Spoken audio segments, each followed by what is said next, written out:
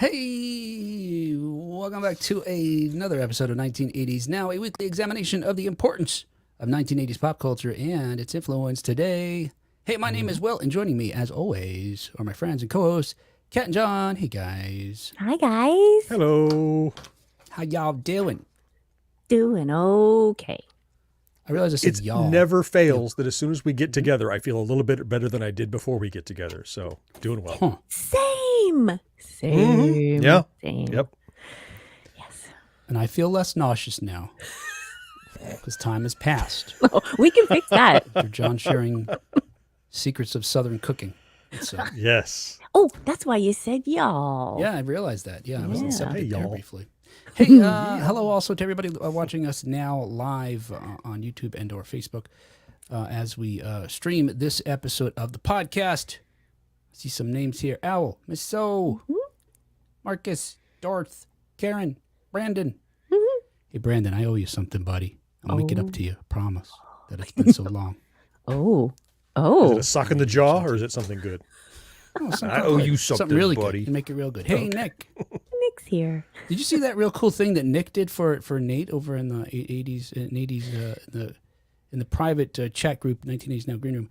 Nate shared that Nick hooked him up with that Slimer popcorn bucket. Yep. Wasn't that great? What? Yeah. Oh, I have not. I got to get in that green room. I haven't been in the green room. See? I got to go check that out. See, it just shows very kind and generous people flock to us. It's the quality of audience that we have. They're looking out for each other even. Awesome. Yay. Really live? Look, it doesn't say that we're live. Oh, it just says scheduled. What the hell happened? You know what? My What? button still says go live. Yeah, what the hell happened? Mm. This is so weird. Let's try this again. Let's press the button again.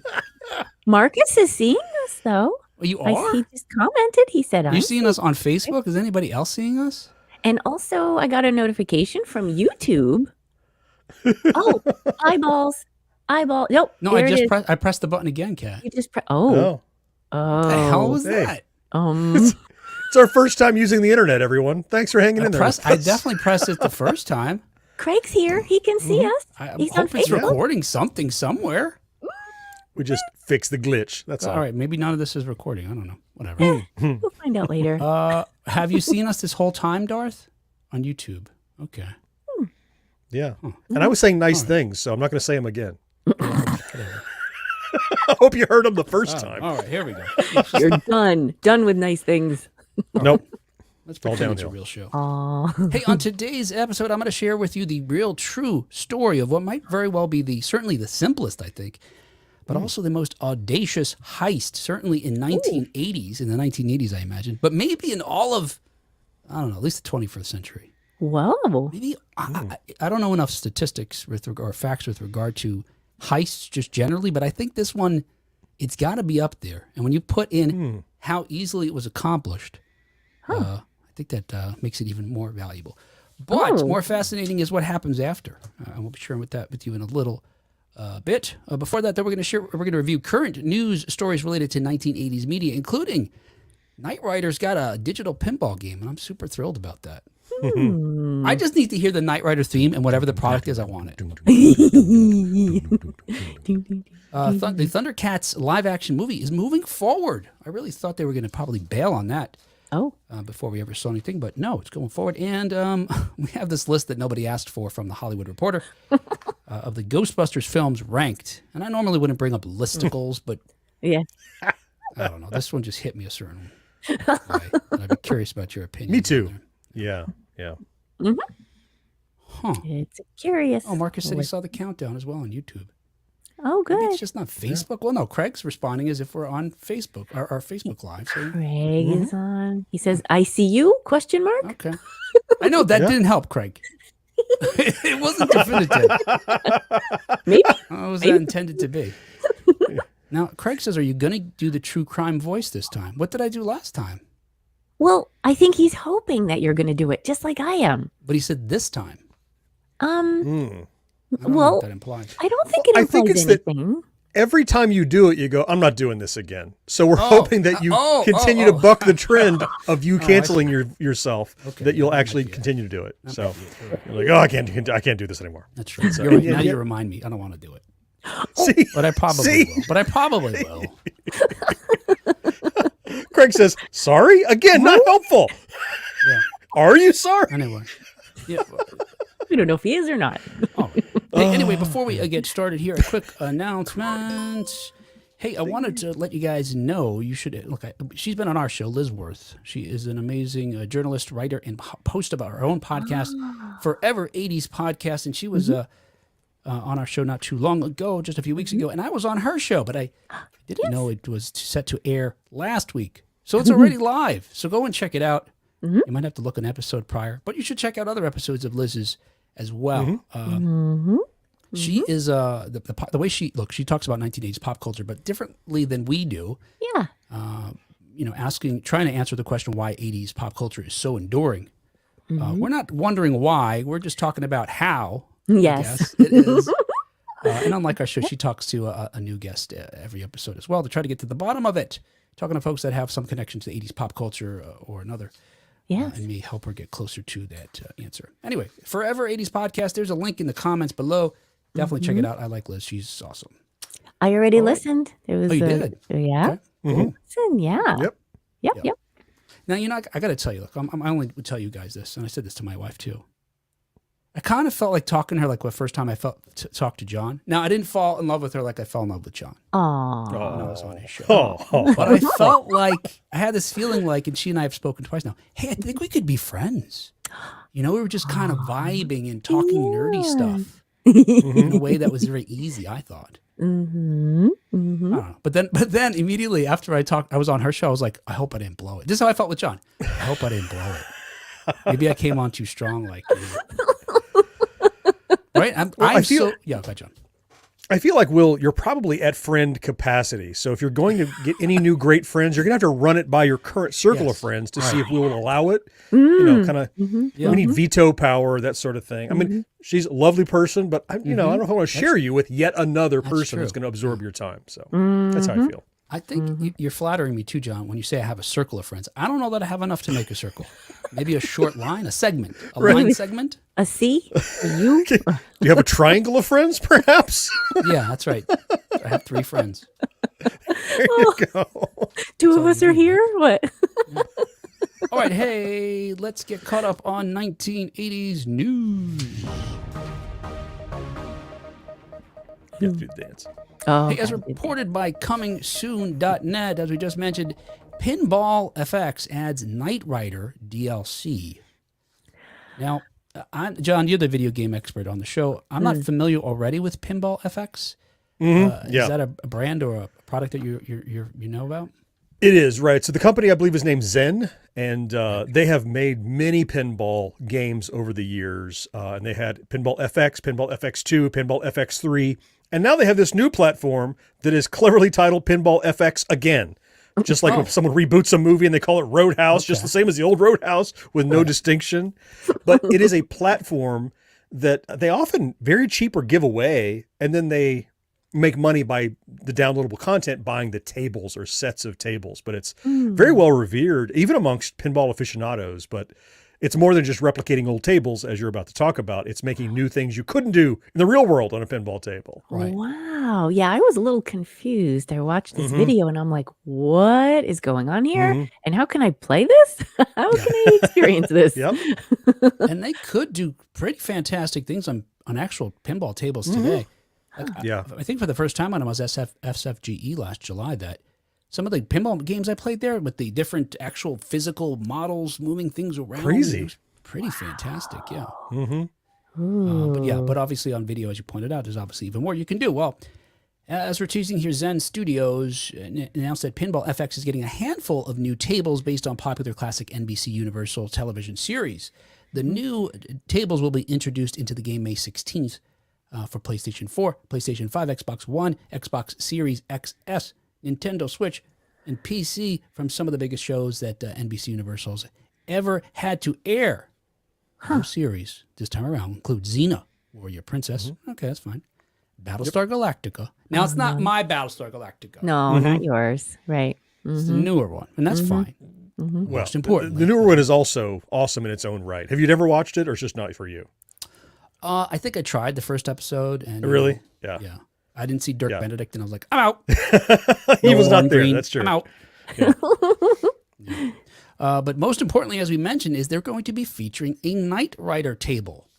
Yes. And as we talk about huge fans of Knight Rider as it is. And this is how and I've got a clip of the trailer here for the Knight Rider piece, but I'll tell you how they describe it. They write, sit behind the wheel and use KITT's superior technology to face off against the greatest threats on the road, like Car, K-A-R-R, evil KITT, for those who watch the show. Punch the turbo boost, activate super pursuit mode, and engage auto cruise to let the table play automatically. Wait a second, what? That's got to be a brief thing. I can't imagine you just set it and forget it. Right. As Ron Popeil would have us do. And here, for folks having a hard time envisioning this, and if you're on our video right now, you can actually see what they're promising to deliver here. All right. Oh, there it is. Oh, give me that theme. That's it. I'm in.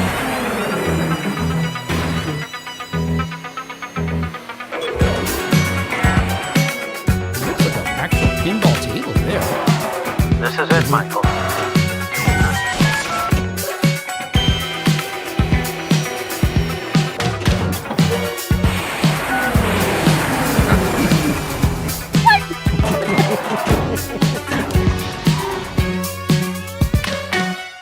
Oh, Yep. I want that.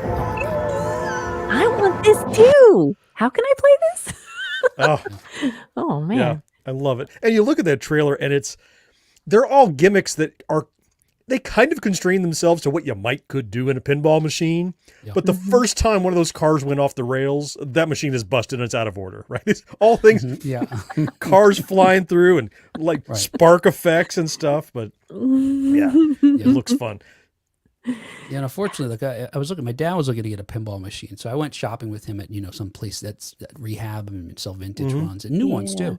And they were talking about how, and I'm sure this is what John's alluding to. It's some of the most expensive and type of machinery, I suppose, as far as repairing, especially when you're talking about older ones where they don't sell the parts and they have to make them or 3D print them or something like that. And the older they are, the more maintenance they need. And Oh man. Yeah. It's like owning a boat. Like at no point are you ever done with a boat. And if you own a pinball machine, there's always I really need to replace that. Oh, that's not working quite right. These bulbs are out, because it's all electromechanical. And it's a full-time job. People that collect genuine, authentic old pinball machines, but they're glorious to play when they are working. That's why you go to those conventions. Let somebody else do the work. I'll just push start and play it and break it probably. Yeah, right. Yeah, and I was thinking about that even in terms of arcades. It'd be great to have a lot of machines and stuff at your house, but then you got to deal with that. I'd rather just go to a place and Maintenance. Yep. The other thing I was thinking too is I don't know that I'd ever want one cabinet, because one of the great things for me of going to an arcade was that cacophony of so many games playing at the same time, where here and there your brain would sort of sync up with one particular sound of a game and you'd recognize it. But that was just, I don't know, it was like being at a nightclub or a disco or something with music playing, that energy. I have one of those cabinets that has all the games on them. Yeah. And sometimes when I had a party or something years ago, back before the pandemic and the end of the times, I would, I have a sample loop of arcade sounds. Just that, it's like an hour-long loop of just the noise, and just let it play in the background all the time. And it really adds to it so much. Yeah. I would go to that party. Kat, have you been invited though? I would invite myself. I've never been invited either to any parties at John's house. Interesting. A random knock on the door. That must be Kat and Will.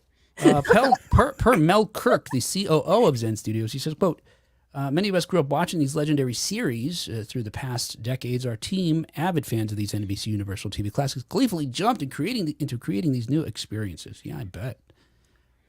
Now, John, you probably know this already, but these tables already join other types of legendary brands that we'd be fans of already, including Back to the Future, E.T., and Jaws. That's right. Whole bunch of Marvel stuff, whole bunch of Star Wars stuff, even some Star Trek tables came out not long ago. So they put out a lot of good stuff. Yep. All Darth right. says, I don't like the new Battlestar Galactica. Yeah, I never gave it enough of a chance to know. But weren't the Cylon Warriors? I want to see those silver suits that were the Stormtrooper knockoffs. Aren't they looking They're in the human pilot now or something? Yes, they do. Yes. Some of them do. Not all. Yes. Marcus Just the says skin that- jobs. Okay. That chick looks nothing like Face. Me and He-Man are out. Dirk Benedict. Yeah. Oh, Starbuck was a woman. Right. Right. The young woman who Right. played, Katie Sackhoff That's right. played Yes. Starbuck, who rather than Okay. Dirk Benedict. That's I want to right. say, I'm going to go out on a limb. I thought Dirk Benedict had a small role in 1 or 2 episodes, maybe as a different character. It was someone from the original Battlestar. I forget who it that'd be was. cool. Someone will correct me. Okay. Not someone that hated it, but someone that liked it might correct me. So. It says it looks like the same developer of the Star Wars pinball video game. Maybe, possibly. oh. I think so. Brandon's not a- Yeah. Okay. Zen has Brandon those too. says not a huge fan of Knight Rider, but that looks badass. Yeah, I agree. Yeah. Karen, that looks fun. Kit's voice is a tad muffled though. Yeah, I don't think that was William Daniels either. So it didn't sound like him to me. And you think they would maybe? It's probably, who owns the rights right now? If they could even just take it, just rip it from the series, they probably can't even do that. But you think they have it all? But there's probably a studio that made it that has a piece of it, and NBC owns the name, but not the something. Blah blah whatever. Okay, hey, another 1980s news as reported on comicbook.com. The Godzilla Kong director has revealed a positive update on the Thundercats movie. Oh. What'd you call me? Oh. She's doing a hip hop thing. I don't know what that's all about. I'm continuing. Nobody your theme. said say it, Kat. You need somebody to say, ho. Right? Isn't that how it works? I don't know. Somebody. Anybody. Yeah. Everybody scream ho. Hey, Jaws, for folks, look, I invoked the Godzilla Kong movie because the same director of that is the guy who's going to bring us the Thundercats movie. But, good news is that this Godzilla Kong is doing really well. It opened to $80 million in North America over Easter weekend. Whoa. Despite getting shade from the critics, it wasn't quite double what the services had predicted, but it was close. And by day 10, its global cum had hit an impressive $361 million, keeping it at the top of the charts. So it seems likely there's going to be a third in these Godzilla Kong crossover films. This is the second one they're together. Oh, did you see it, John? John's happy. Yeah. It was ridiculous, and I enjoyed it. That's the way to describe it, yeah. Unlike, so there's now 2 entities making Godzilla movies. There's Toho, the Japanese company, and then there's Legendary Films, who are doing the ones we see here in the U.S. Although we just saw Godzilla -1 that was made by Toho last year, their agreement is they won't make one in the same year or something, I think. So this one just went over the 2003, 2004 line.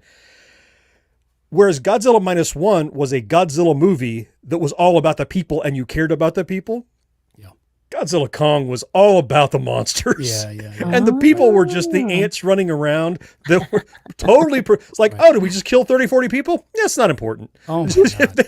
It was not, they weren't worried about the people at all. And it was like a big video game. But it was also, you couldn't have made this movie 5 years ago. It wouldn't have been realistic and believable. And I thought it was great fun. It was a turn off your mind, popcorn, kind of summer movie in the spring. Yeah. So that was great. Not summer. I agree with that review.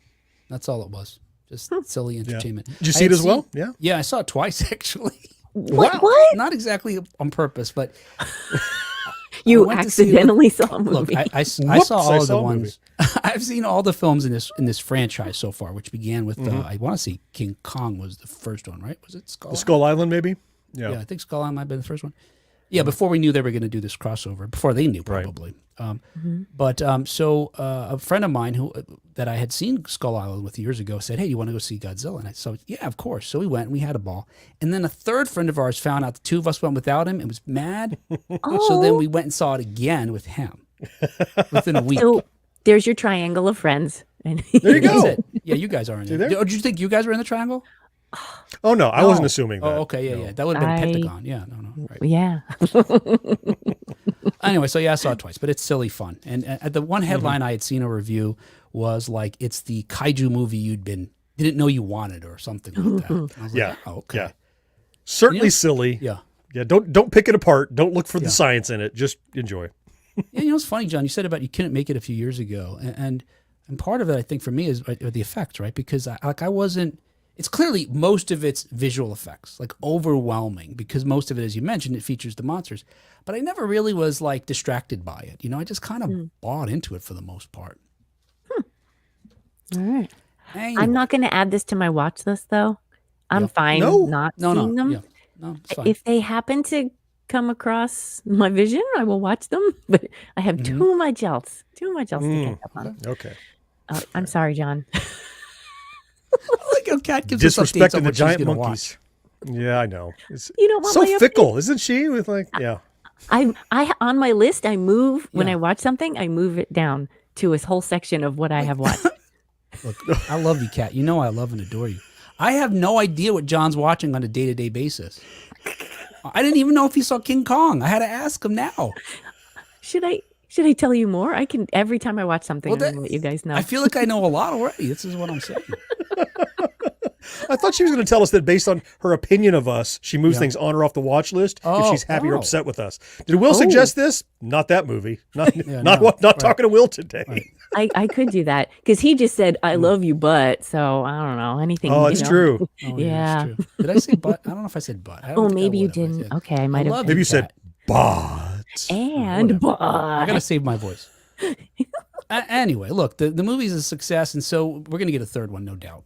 They hasn't been announced, but I know that the director Adam Wingard wants to do one, and it seems with this sort of juggernaut that it's become, he's likely to get one. But the good news for us is that it seems like we may very well see a Thundercats movie even before that, because we've been waiting since it was first announced in 2021 that he was going to make a film.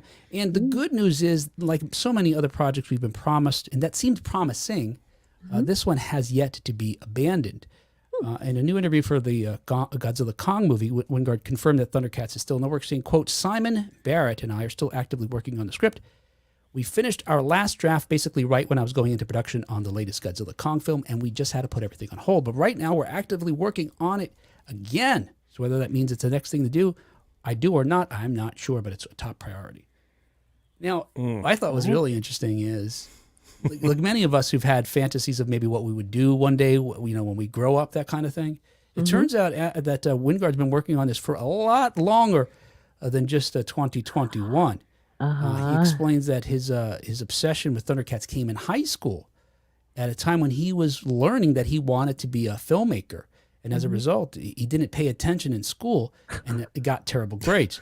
He says that the reason is, quote, the reason is, quote, I was writing my Thundercats screenplay through my entire 10th grade, and I was handwriting it. The screenplay itself ended up being 272 pages long. I still have it, end quote.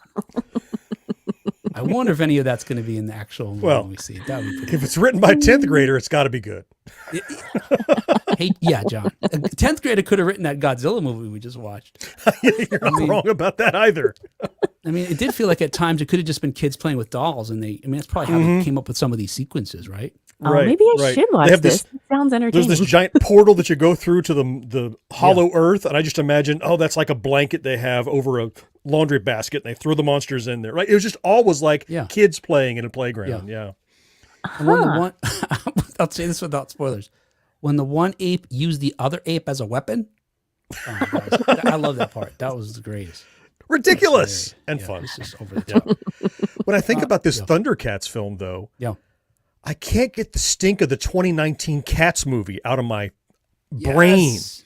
That was the last time we saw live action felines, and it was so unnerving and uncanny valley. It was like Judi Dench and Taylor Swift and like Idris Elba was a cat. I didn't watch all of it. It was crazy. And did they go through and like digitally de-butthole the cats after they had done? It was ridiculous. That was, and it looked, even what they ended up with was silly and Like, what are you going to do different with Thundercats that isn't going to look like those cats? Yeah, I almost wonder. I agree with you because I think the first challenge probably is casting, but I agree with. Well, I shouldn't say the first challenge. One challenge is casting, but the even larger one is how do you portray them on screen. Yeah, I almost think it might be safer to just go look. It's a cartoon that ran in the mid to late '80s. Maybe you should take it back to the '80s and get Rick Baker to make prosthetics. Instead they look like cat people. I mean, Yeah. Just make them dogs instead. Just go crazy. It's a reboot. Do what you want. Thundercats Thunder but for dogs. Oh, just change the name. Lightning Dogs. Let's just rip it off. And just to be clear, it wasn't actually technically buttholes. That's what they said, but apparently it was just some kind of it was part of like the armature that they were using to animate the cats, like it was in the area of the butthole. And they had been covered by the the skin or whatever that they stretched over the arm. You know what I'm talking about? All right, whatever. This is too much talk about buttholes. That's another. Can that's our you other have podcast. too much talk? That's 1980s now. John, If you asking. don't know, probe. If you don't know what Thundercats is, I don't know why you're listening to our show then. What are you doing here? Yeah, it's anyway, I'm for it. I see lots of people online casting like their Dreamcast, like Henry Cavill as Lion-O and that sort of thing. Lion-O. All right. Yeah. All right. Like who else? Yeah. What about Snark? I guess Jack Black could be Snark. Snarf. Yeah, Snarf rather. Snarf. Yeah. He's kind of snarky, so he's Snarf. And he's probably going to be digital, right? I mean, probably. Yeah. You could make him a puppet. That would be fine too. Oh. Yes. Ooh. Yes. Make him a puppet. They need to go Jim Henson's workshop on this. I'm thinking Yeah, now. And Stan Winston Studios. Let's see. What do we got here? Nick says, John, I think you were a little rough on Ghostbusters. Mashed a lot of stuff into the story, but I wouldn't call it a dumpster fire. Oh, hang on to that thought, Nick. We'll talk about that in a moment. We're getting there. Who had, Marcus says, who had digitally de-butthole on their bingo card? I don't know. Someone's going to be shouting bingo, I bet. Who's making these cards? Bungo. We got us in the FBI over there. That guy. They are. That office there. Hey, and finally, anybody have beanie weenies on their bingo card? They could have. Yeah, I don't know what that is. I don't know. Is that what you call the butthole down in the South? No, incorrect. Hey, and finally, thanks to the Hollywood Reporter, here's every Ghostbusters movie ranked. Again, nobody asked for this. Da-da-da. Look, back in the 1980s. Wait, nope. Did I just cut my mic out? Somehow did I do that? No, you're here. I got you.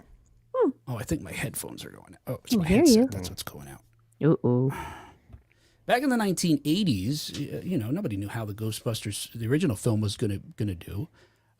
They just had their fingers crossed. If you look at the was it the movies that made us, that mini documentary about the making of the film, it was a wonder they got that thing done. But it turned out so fantastic. But no one could have predicted how much of a blockbuster it would have been in 1984 when it came out. And even though it had a second film, which I guess this is a teaser for my feelings about it, it was a lackluster, certainly compared to the original, and was critically panned. So don't take my word for it. The franchise itself has still survived decades later, and we're talking about over the course of animated features, animated shows, video games, and other merchandise that's featured these scientists that we love. Well, this article in the Hollywood Reporter is written by some gentleman named Richard Newby, who says that he breaks down the fandom that's kept it alive all these years down to two groups. One, those who love the franchise with each continuing iteration of it and want new generations to become fans. And two, those who only stand by the 80s film, and as he puts it, will take a proton pack to anything that doesn't remind them of their childhoods. You guys place yourself in either of those categories? I'm on the I'm appreciating all the new stuff. I'm okay with all of it. Although I confess there's one new one that I did not see yet, which is the 2016 release with the women. Yeah. So I can't speak on that one. But I'm okay with all of them. I'm not gonna say 80s or nothing. I think those two buckets are pretty divisive. Like there's room for middle ground. And I don't know anybody who is like only the first movie or only the 80s movies. Right. I think most people that I know, and I would include myself in that, they certainly, that's where they fell in love with it. So that's kind of has a special place. But they recognize just good and bad movies in general. So Ghostbusters has had some of both of those. Yes. So I wouldn't put myself in either of those camps. I'm somewhere in the middle. I'm much more accepting of checking it out, not to the exclusion of everything else. Yeah. Yeah, I agree. Yeah, I'm somewhat like that too. Yeah, I wouldn't necessarily fall distinctly in either of them, but certainly maybe a blend of them. Anyway, so and you, John, you had mentioned, obviously folks who grew up in the 80s with these may have a particular affinity for the original films because they grew up with them, etc. Well, Newbie points out that he didn't grow up with Ghostbusters, so he has no nostalgia for them, and it's within that context that he presents this list. Which is interesting. That is an interesting perspective, right? Yeah. Well, at least he exposes his bias. I mean, that's good. Yeah. Everyone has some sort of an angle or bias. At least he's bearing it before he says, "Here's my list." But still. Yeah, and I suppose to that extent, because I want to ask you guys how your top five would shake out, or your five. There's only five, so whatever. That you still call it top five. How the five shake out for you? Yeah. One of them is not in my top five. You're five or less. No, that's not true. I wonder to what extent we need to consider whether or not we have a bias, that's affecting us, and try to put us more in the shoes of this guy. And like John points out, just judge good filmmaking. Yes. Anyway, here they go. So here's his list here. Number 5. So his least favorite is Ghostbusters 2016, which was after it came out, they subtitled it "Answer the Call," because of the hatred and vitriol towards that film, with a lot of people saying that's not my Ghostbusters. Right. And then part of it was because it was women. Part of it was because it's not canon. And part of it was because the fact that it was just called Ghostbusters at first seemed like it was intended to replace the original story and now start a new franchise, which may have been true at the time. Based on the response, obviously, they abandoned that quickly. They added a subtitle to the name. It's called Answer the Call, Ghostbusters Answer the Call. I didn't know that. Huh. Yeah, and then they moved on to, this idea of creating, rebooting the original franchise. Yeah. Continuing. They didn't reboot it, right? I mean, it kind soft of did, reboot, but as they say. Yeah, that's true. There you go. Yep. That's fair. His number 4 is Ghostbusters Frozen Empire, the most recent film. And his I guess it could boil down his criticism of it is not that unlike what John said about it, which was that it was almost, I think this is one of John's criticisms, was that it was just too much. Like there were too, and in particular, he points out there was just too many characters. So you couldn't develop some of the characters you wanted to see more. And he says that where was the ghost busting? And where was the ghost busting? Oh, we busted one ghost, and then we fought the bad guy. Like, where are the cool scenes? Where's the we're here to kick some ass? Where's the the fun, the characters to get okay. Please continue. He says every 25 minutes there's a "who's this guy" moment. Oh, he must be from the last movie. Yeah. Ghostbusters number 3 is Ghostbusters Afterlife, which is the one that came out right before this. He points out that this one seems it's a different flavor than the original's 80s films, that it's more Spielbergian, Amblin style of filmmaking, putting it in the middle of America and having this sort of focusing on this family and that. I don't disagree with that. Wrong. I wouldn't. I don't know if that would put it at 3 for me, although maybe it does. I'd have to look at my list. And number 2 is, now here's we go. Right, we're getting down to it now because there's only 2 films left, and it's the 2 original films. The second film he puts in his list is the original Ghostbusters from 1984. That's ridiculous. I was like, what? What sense does that make? He tries to explain it too, and I don't buy it. Yeah.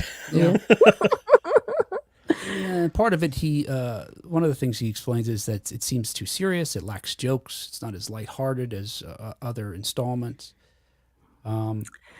Lacks jokes? Yeah, the funny jokes. Well, I suppose to maybe clarify that, Kat, obviously to be obvious, his first choice for number one is Ghostbusters 2 from 1989, saying it's the best. And part of it is he points out it doesn't feel as grounded as the first film. Okay. Yeah. And that and that the other thing is that the comedy is stronger. It's less understated but funnier. I disagree.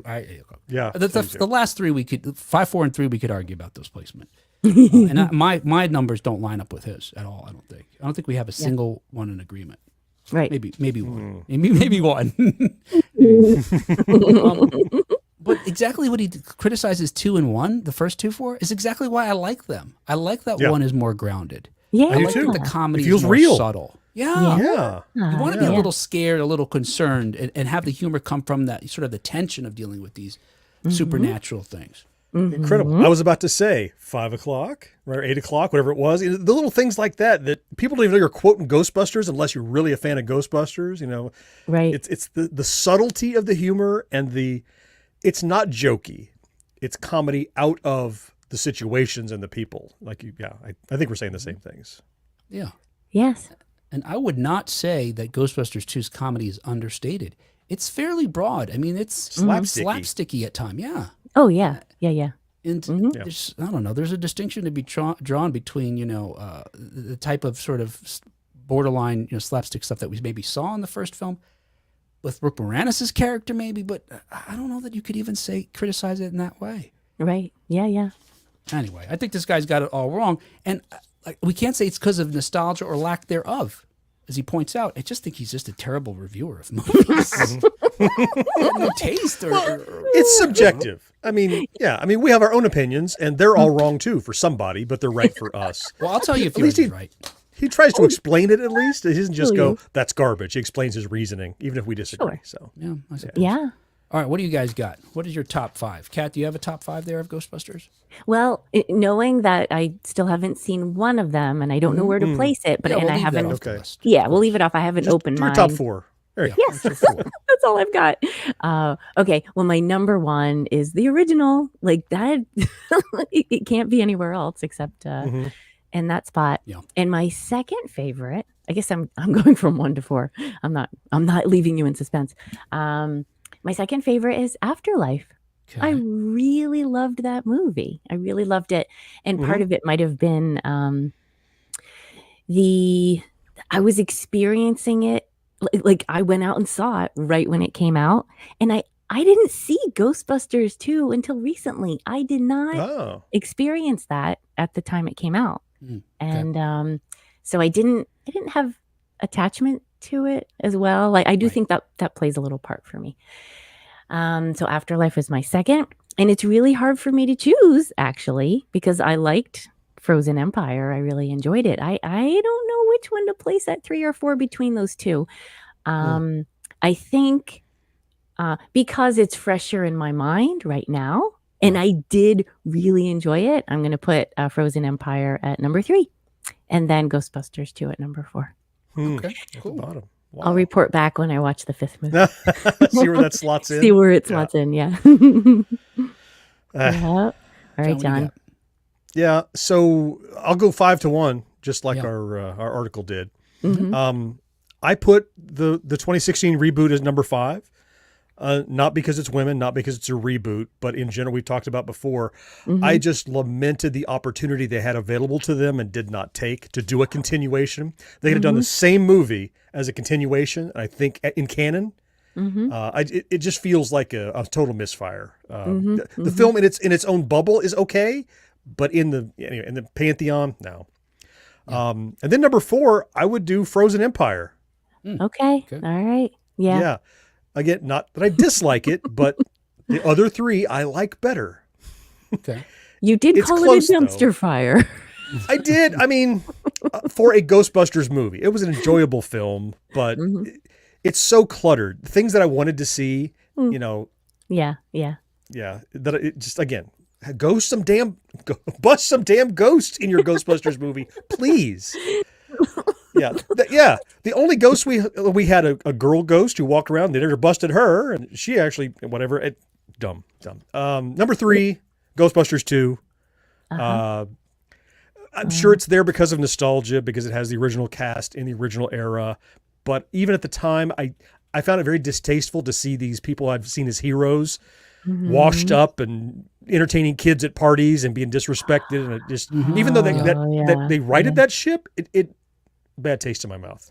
Okay. Yeah. And our runner-up, should Ghostbusters not be able to fulfill its duties, that's my number 1. Afterlife is my number 2, which you could argue in a lot of ways is a remake of Ghostbusters, beat for beat with the same bad guy and similar. Anyway, but yeah. So, and I think I saw somebody in the chat had the same list I did. Was it Chad? Yeah, his order was exactly the same as mine. Yes. He has excellent taste. But Karen is on my side. Karen Flieger says, I think my list is Cat. Will, how about you? Yeah. Now that I've given you the correct list, what's yours? Yes. I'll tell you why you're wrong. Okay. Oh, boy. I'm going to do this honestly based on, when I had seen 2016, right? My reaction after seeing it. Okay. It wasn't this vitriol, I didn't hate it. But like John's talking about Ghostbusters 2, there's a lot of reasons I don't like that movie because of how much I love the first one. I felt like it was almost a parody at times of the first movie. Yep. And a lot of similar beats from the first movie. So for me already, that had a distaste for me. Now, being able to watch the 2016 one and consider it just as its own thing, I think I enjoyed that movie more than I enjoyed Ghostbusters 2, just by themselves in isolation, And so for that reason, I put Ghostbusters 2 as number 5 on my list. Wow. 2016 is number 4. And then the top 3, I think, are close. Certainly, I agree with Kat, essentially. Frozen Empire out of those is my number 3. Afterlife number 2, and number 1 is Ghostbusters. Yeah, unlike the fact, like John points out, Afterlife was kind of a retelling of the first Ghostbusters. Ghostbusters 2 felt like that too, somewhat. I don't know. I got a lot of different issues with Ghostbusters 2. It's a whole other episode, but anyway, there you go. About Afterlife, though, even though it does have some of the same elements, it has a different feel from the first movie. A whole different feel. It does. Yeah. Are different characters. I just thought both were great. Yep, that's fine. Yep. Hey, Nick says, I remember walking out of Ghostbusters 2 feeling hyped, but I haven't felt that way since. Maybe it's just because I was a kid. Yeah. Brandon says, I refuse he means at the end. I thought he walked out in the middle of it feeling hyped. Oh. I walked out of that movie. I've seen enough, and I'm charged up enough. I don't need the rest. I'm ready to fight ghosts. Brandon says, I refuse to watch the 2016 remake. I'm not at all being sexist because I like the talent involved, but something about it just doesn't sit right. Yeah, I get that. It feels like it's like a dream. It's like I use this expression fever dream a lot because sometimes when I experience things, it does feel like that. Like it's something I know, but different. Was it in the article, or maybe I read it somewhere else? I think it was in the article that I read. A really good point, which I hate to say this guy made a good point, but he did, is that the 2016 reboot was structured in such a way that it felt like a series of sketches as opposed to a cohesive narrative. Yes, that's true. And I had never put my finger on that before, but he's right. He's right. It does. It's like, all right, let's set up this gag. All right, let's set up this gag. And coming from all these SNL alums, you kind of can see where that came from, maybe. Not that they wrote it, but I mean, you would put them in those scenarios to do their bits. And that's Ghostbusters is an ensemble piece where these very different people bounce off of each other. And you know what? The remake just didn't have that. You're right. I'm switching my last 2. Yeah, Ghostbusters 2 is number 4. 2016 is number 5. Oops. You're right. I had forgotten that about it. It's Paul Feig. Paul Feig makes his movies kind of just like that. He just it seems like they have a loose spine of a script, an outline, and then they just let's come up with bits.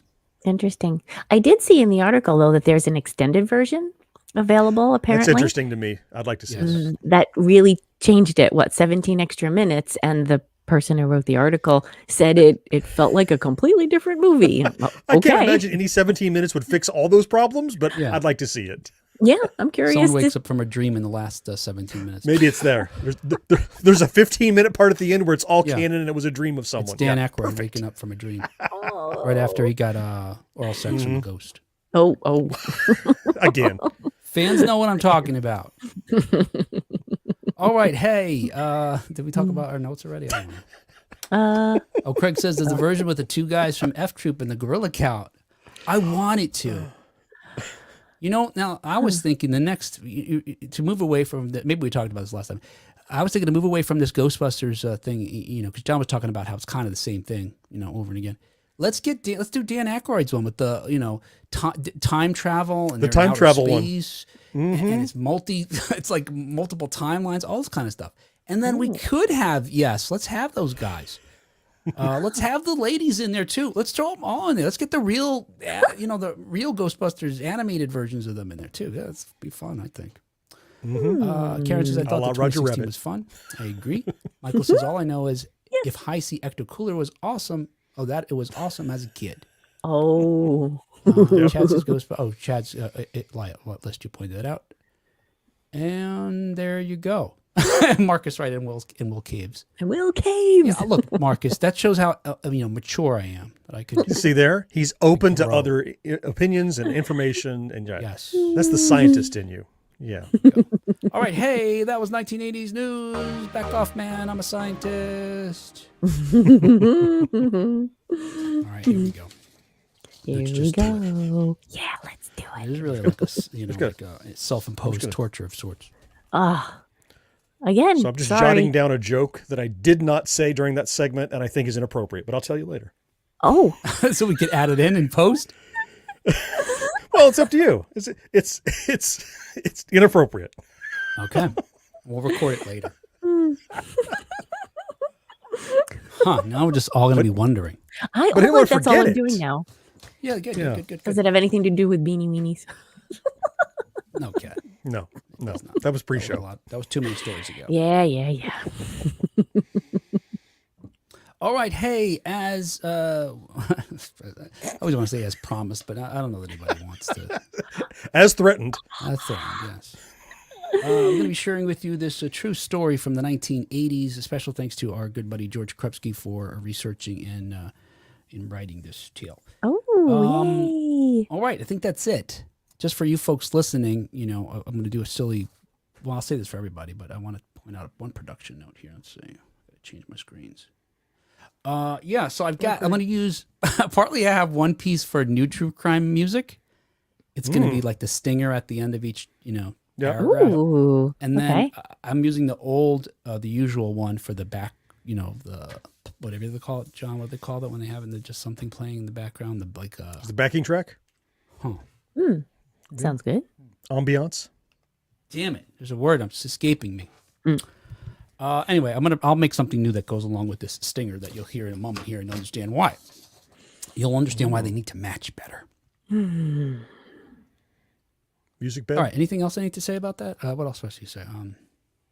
I guess there's nothing I want to give away. Okay, so here you go. Don't give anything away. I'm going to share this a true crime story again. As I said at the beginning of the show, it's ambitious. It's an ambitious crime, but also very simple. But what really is fascinating is the story that follows. All right, that's all I'm going to tell you. If you have Great, any because I thoughts- love when I don't know anything about what's coming. Yep. She Love it. loves every episode, John. She loves every episode. If you know what I'm That's saying. why she's such a huge fan. Yeah, who let a fan on the show? The if you I have was any not a fan, questions, so I belong. yes, that's why. That's right. You play that real well. I played that role. You do. Hey, if you got any questions or comments, concerns, or better jokes, stop me and we will pause and we will talk about it or we'll work it in. We'll work in John's filthy joke. All right, here we go. All right, so I'll play. It's good. Let's see, which one is the one here? Oh, right. Okay, here we go. I'll play this. So I'm going to do my silly voice to the extent I can. In the old days, it was hard for me to maintain the voice, so I would re-record it after. Like days after the show, I'd re-record the whole thing. So artificial. I don't do that anymore now. We Now need the you voice just in get the whatever. moment. If my voice sounds shitty because it's tired or whatever, we just get that in the show. Yeah. No one can tell the difference.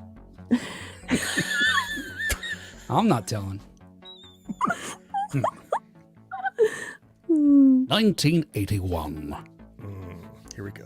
Although it was fall, it felt like winter in a wet field just 35 miles north of New York City.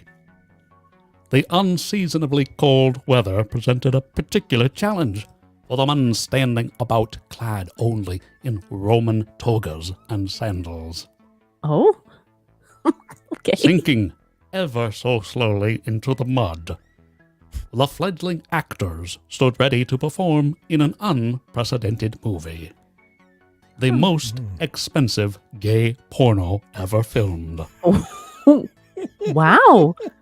I'm already a fan.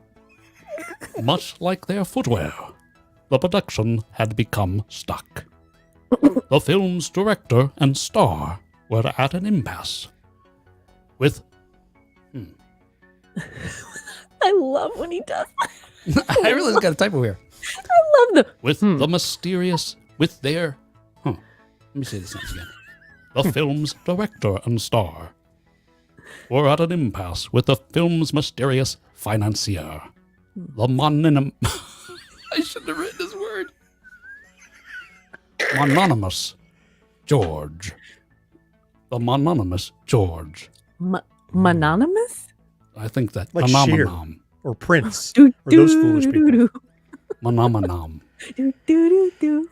The mononymous George. And although they knew very little about George, what they did know kept them from arguing too vehemently.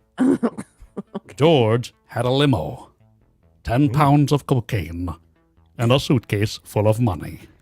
Oh, This And is a the bear. story of Buck Naked Ambition.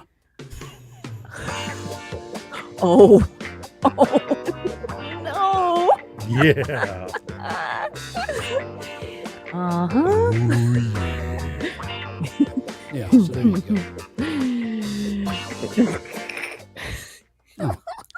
Scoodly, wah, wah, wah. The wrong clip there. Not Boom Chicka. It's in there too. Where did I put that? Oh, Hang on a second, guys. Let me fix something here. sure. I'm stuck on the word mononymous. Is that a real word? Da-da-ba-da-da. Yeah, it means one Madonna. name, having one name, like Madonna, Prince. Oh, okay. Bono, All right. Oh, Cher, all right. You know, Will. now what John said is clicking in my brain. I was more interested in singing along with a Muppet Show skit than listening to what you were saying. I'm on board with the Got puppet it. angle, though. I feel like Kat often has a Muppet Show skit playing in her head while the show's going on. I do too, but it's always pigs in space. Not wrong. Oh, always. Always. Oh, here it is. Okay, now I see what's going on here. Can I just replace this or what? There we go. Okay. All right, sorry about that, guys. I feel like I'm doing the wrong voice, too. Born in 1955. Well, Oh, wait, there we go. that's I it. got it. Oh, that was There we great. go. Yeah. Now you see why I have to make a more porn-sounding bed. Bed. That's the word, bed. I said music bed. You should like it. You How didn't like it when it was appropriate my for that, too. idea. Yeah. You like bed. it. I got it. Bed. Because it's Born porn. in 1955 to a recently emigrated Cuban immigrant, George Manuel Bosque longed to please his father. Attending private Catholic school and then a military academy, George excelled in academics and extracurriculars. It was during these school years that George became obsessed with law and order. So, at a time when many of his classmates were taking part in protests and free love, George joined the Miami Police Department's Explorer Scout program. Oh, Oh, okay. I thought he was super interested in this TV series. And I'm like, wait a minute, 81? He's super into Law and Order? That doesn't line up. Oh. No, the concept. Yeah, the concept. He just, yeah. I get it now. Now Oh, that he okay, joined yeah, the police force, but before, I I'm thought like, you were stopping it because you had been a part of the Explorer Scout program down in Florida. But, That's what I thought was coming as well. yeah. Like we No, were it's- going to hear about this. Mm-hmm. ah, No. He was going to I show was a us his scout, badge. not an Explorer scout. But yeah, Oh, no, I was more oh. interested in the TV show, and like, what's up with that? But okay. With the fictional Dirty Harry as his role model, George saw those he considered unpatriotic as, quote, deserters, traitors, and termites. Little did George know, however, that in just a few years, he would become public enemy number one. Oh, yeah. Yeah. I like how it puts Kat in the mood, like, immediately. She just changes, like, on a dime. Turns on a dime. Right. Because I'd almost forgotten that we're on our way to the mud porn. Now we're back in school and we're... How could you forget? Well, we're talking about Law and Order and going to becoming... Yeah, Yeah. traveling back now. Yeah. We know where we're going, though. Fun place to arrive. Although he dreamed of a future in law enforcement, George settled for a job as a police dispatcher in Washington, D.C. While his career plans had stalled, George's personal life changed radically.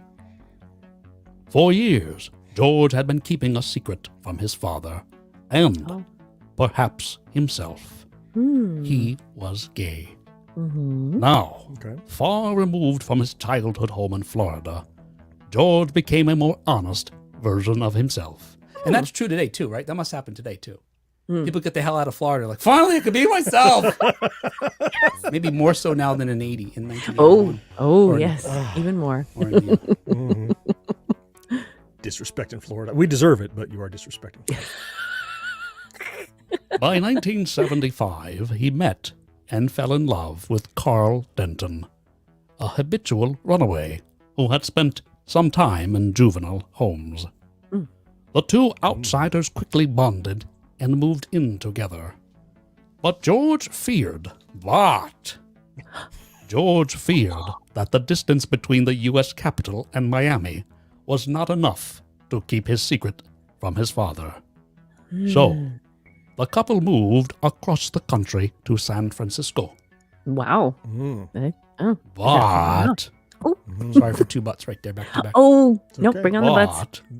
But there was one thing George could not escape: his health. Oh. His health was sexy. Everything about him. Now, George's partner is binomimus. He's got two names. Yes. Binominous. Binomimus. No, we killed that one. Already. We Binominous. killed that joke. Did we do that? Well, No, we didn't. bring it back. No, we didn't. In Washington, George had not only discovered a new side of himself, but he also learned he was an epileptic. And even more than the accompanying seizures, which were terrifying. George feared that his condition would prevent him from pursuing his dreams in law enforcement. So, the epilepsy joined George's ever-growing stable of secrets. Oh. Although they described him as, quote, fun to be around, end quote. George's co-workers at San Francisco's Society for the Prevention of Cruelty to Animals also noted that George was, quote, a self-proclaimed Nazi who had his apartment bedecked with Nazi regalia, end quote. What? But other than that, a good guy. What? This is incongruous. I know, right? This is... I mean, you know what Nazis think of homosexuals, right? Yeah, and he's of Cuban descent, too. I mean... Yes, right. You're not. You may be Sieg Heiling up the wrong flag there, pal. It's not. It doesn't align with your lifestyle, your beliefs. Right. Huh. How do you keep epilepsy a secret? Unless... How do you keep Nazism a secret? Well, yeah. Yeah, the way they described it was when they visited his apartment, it's just covered in flags and other accoutrement and paraphernalia. And one of his coworkers sort of dismissed it as, he's just into that. Doesn't really mean anything. He's a historian. But other coworkers collecting these flags. But other coworkers stopped hanging out with him because of these things. Okay. All right. Yeah. Yeah. I mean, I think He that was would a be fun much guy. more detrimental to your career in law enforcement than having epilepsy. Yeah. But he was a fun guy to be around. Is Yeah, that and what? Other than that, I'm good at keeping aside from that, secrets, Mrs. Lincoln, how was the play? Yeah, it's just really, you're bearing the lead there. It's Oh, Yeah, I should start off with that. 1981, Nazis. After George's brief stint as an animal control officer ended in a mysterious firing. oh, Yeah, I wonder why he was fired. yeah. George came closer to achieving See, his hi. dream of locking up deserters, traitors, and termites. Recruited by the San Francisco Police Commission, George joined a regulated force of private citizens tasked with keeping the peace. oh. Finally, George had what the Founding Fathers intended for every Nazi-loving epileptic: a gun. Oh man. Okay.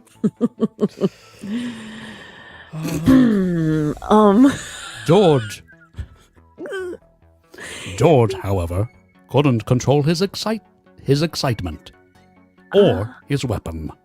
And after drawing down, Oh, his gun, you mean? Oh, yes, goodness.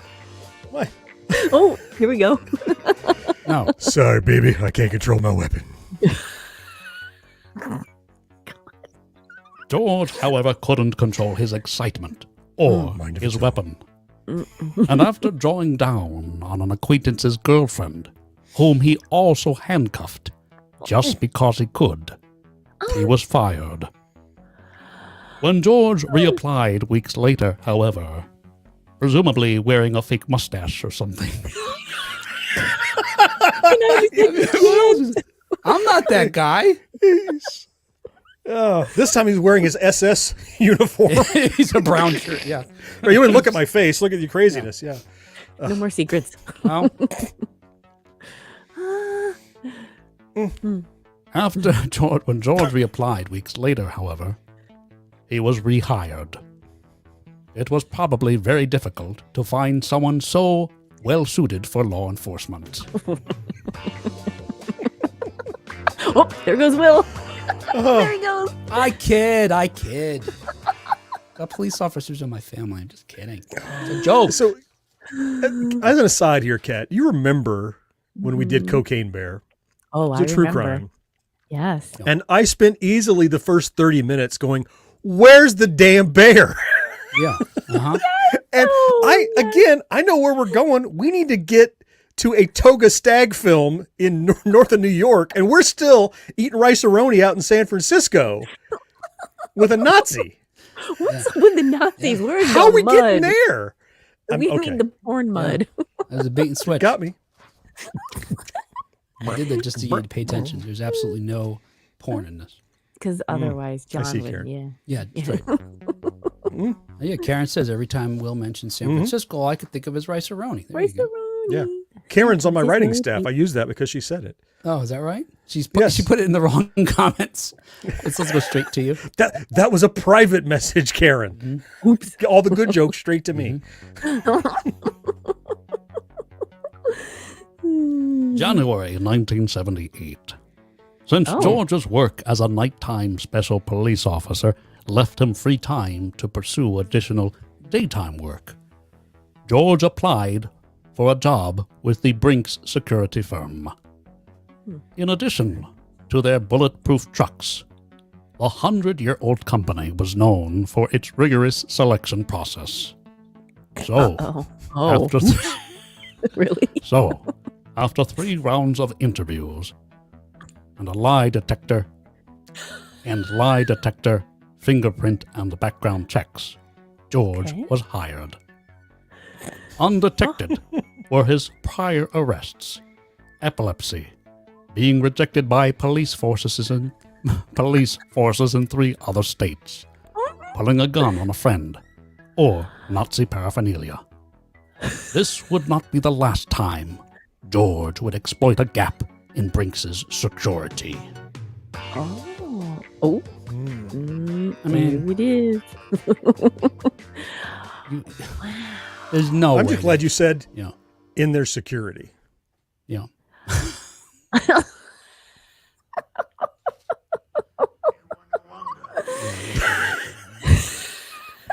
I hear you, John. Okay. All right. Oh, Not saying it. I'm just saying it without saying it. You just.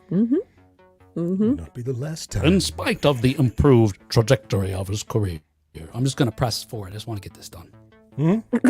Hammer down. In spite of the improved trajectory of his career, George became depressed, increasingly fearful that his health issues would cost him jobs. George argued with Carl regularly. More money would help with his health issues, but there was no one to turn to. There was no way George could get help from his father. After a desperate long-shot bid to run for sheriff of San Francisco failed. Wait. Say that again. After a desperate long-shot bid to run for sheriff of San Francisco failed, I wonder why. I'm curious. All right. George must- became increasingly... Yeah? They must have visited his. Somebody visited his apartment. It hasn't been a hindrance so far. But for that situation, somebody must have visited his apartment. Oh, maybe. All right, after he didn't... In fact, he didn't even... Not only did he not win the election, he couldn't even get on the ticket. Oh. Okay. Well, that makes a little more sense. But Yeah. why would he think he could? Again, Yeah. he's known for exploiting gaps, as I hear. Yeah, so. Oh. He had big dreams. He wasn't going to be stopped. Yes. After a desperate, long-shot bid to run for sheriff of San Francisco failed, George became increasingly erratic and argumentative. It became too much for Carl. And on August 14th, 1980, Carl packed up his bags and rode a bus out of town. Okay. The next day, George would become responsible for one of the most audacious robberies in American history. The next day? Yes, After his partner leaves town. right. The next day. It says he's at a nadir here, Kat. I mean, Okay. life-wise, right? He Wow. Yeah. was really counting on the sheriff thing. He still isn't a cop, even though he's kind of a wannabe cop in these other kinds of jobs. Right. His partner leaves him.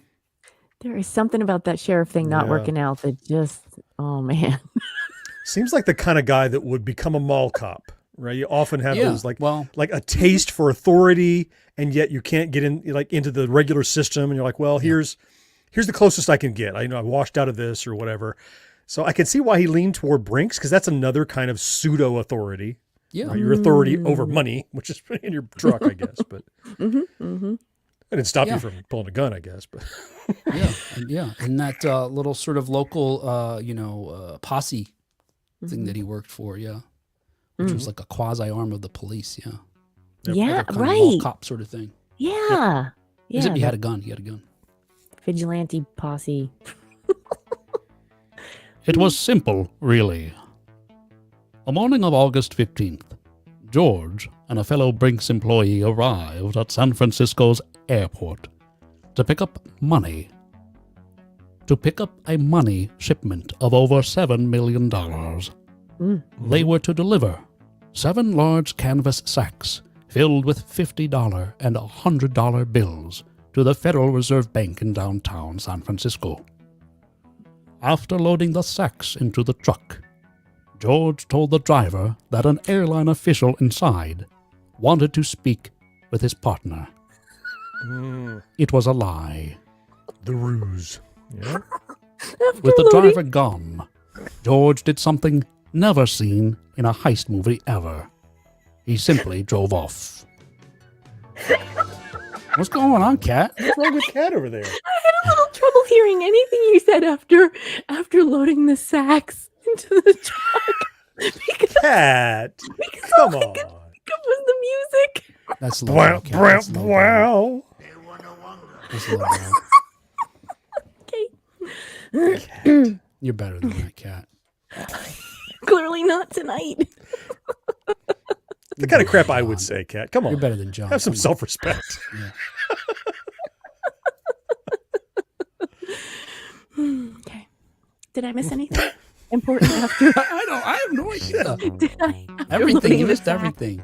So he told his partner that someone at the airport wanted to talk to him, but it was a ruse to get him alone with the money in the truck, I'm sure. Yeah. And so, Okay. so now we take the truck, drive straight to New York, Mhm. put on togas, story over. No? And Marcus says Close. that Nazi looks nothing like the sheriff. Me and He-Man are out. And when he posted it, he thought it was hilarious. Yes. I'd love to see, Alice says, I'd love to see this movie with De Niro and Pesci. Who's playing who? Yes. Oh. Yeah. Mm. Yeah. No, I don't know that you missed anything, Kat. Probably. Okay. Yes, All well, right. here we I go. just recapped it. You're good. George abandoned the Brinks truck in the airport Hilton parking lot. Mm-hmm. As he climbed from the vehicle, he saw a woman bringing her car to a stop in a nearby spot. George drew his gun on the woman. Yep. It was kind of his move at that point. That's what I do. Did he handcuff her too? No. Instead, he held his weapon on the woman as he transferred 2 of the 7 sacks to her car. Cat.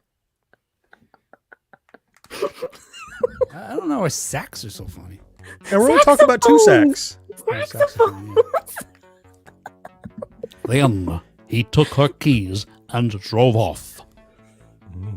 Authorities eventually found the car. Wait. Yeah. Wait. Uh-huh. He just put 2 of them in the car and left $5 more million in the truck? Yeah. Such a good question. What? Yeah. First of all, unaccompanied money in the parking lot. Your job is to protect it. Plus, if you're stealing, just take it all. Yeah. Was it too heavy for you, George? Did you have a little seizure and kept you from stealing more? Yeah, maybe it was impractical, right? And maybe he was thinking ahead. Like if I have 7 sacks of money, each one roughly has $1 million in it, as John pointed out. How's he going to carry that around or hide it or? You throw it in the car that you just hijacked. Yes. Then you're living. And if it's too heavy, pull the car around to the Brinks truck and load them up. I mean, don't walk out, leave $5 million on the table. Come on, George. Man. People, I think you ought to check John's apartment for Nazi paraphernalia.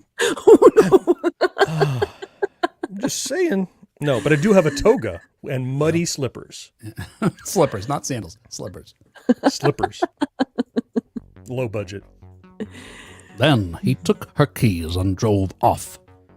Authorities eventually found the car abandoned just a few miles away from the apartment George had shared with Carl. Oh. In the vehicle was a note with a $50 bill attached. $50 for Carl? You just took $2 million. No. Wait. Hang on. Okay. Greedy bastard. Carl left. Carl moved away. Carl's on a bus. He's gone. Oh, okay. All right. This wasn't for Carl. This is just, okay. yeah. Not for Carl. in the car. Okay, Carl's Mhm. gone. All right. All right. Yeah, he seems just like he's sort of drawn to this area, you know? Okay. Still stingy. The note read, Dear Lady, Dear lady. Lady Poison. sorry I had to use your car and that you were so scared. Yours, a man in trouble. And with that, Hey, buy yourself something nice. it was 1980. She could probably bought a whole new car, Yes. Gremlin or something like that. I don't know. Hey, lady. And with that, George disappeared.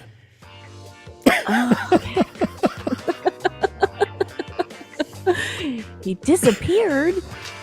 Yeah. Sorry about all the emotional trauma and holding you at gunpoint and taking your car and $50. Nick says he held his weapon against the woman. There it is. Thanks, Nick, for correcting that. That was good. That was a good get. It was an oversight. Yes, thank you. Brinks was appalled and embarrassed. The reputation of the company. This had guy been- only took 2 of the 7 bags. That's right. We taught you better than that. We taught you. You take all the money. Come on. Amateur. Rookie. The reputation of the company had been as bulletproof as its vehicles. Now, they had been victims to one of the largest thefts in U.S. history.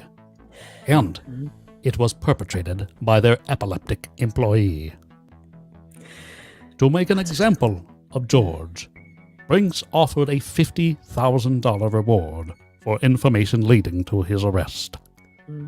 To ensure his swift capture, Lloyds of London, who had insured the stolen money, added another $100,000. Despite the massive reward and a far-flung international manhunt, a year later, George was nowhere to be seen. It was as if he had ceased to exist. And, in a sense, he had.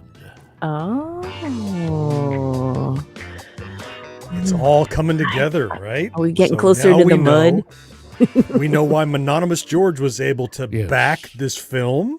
He had some money to bankroll some stuff. Yeah. He wants to get away from San Fran, so opposite side of the country, I'm guessing. Yeah. See where we're going? And I think that I think they determined the sacks. The 2 sacks he stole were about $1.78 million. Well, minus 50. Yes. Minus the 50. Oh, Kat, I just remembered. Yes. I just remembered. What do you remember? The best part of this story is after the robbery, and we just got there. Oh. Oh. See. Okay. Yes. Right. Yeah, we're getting closer. He's moving closer to his father, though, I gotta say, if he went away from San Francisco. I guess. Yes. I don't know if that's important or not. If he but moves west or east, rather, at all, at all. in any direction. Well, almost any direction, yeah. If you had a choice of being far from your homophobic father or far from the authorities that want to put you in prison, Yeah. hey, Dad. 6 of 1. Dad, you got an extra bedroom? Yeah. I got some posters. You think I'm you don't gonna like put up. that lifestyle? Have you seen my red Yeah. and white flag? Hey, Dad, I got good news and bad news. Wait a minute. Hold What on. do you say first? He's a Cuban. His father's a Cuban immigrant. Good news is, nope, it's all bad news. I don't know which one to lead with. When George disappeared, millionaire, businessman, and philanthropist J.R. Lewis materialized.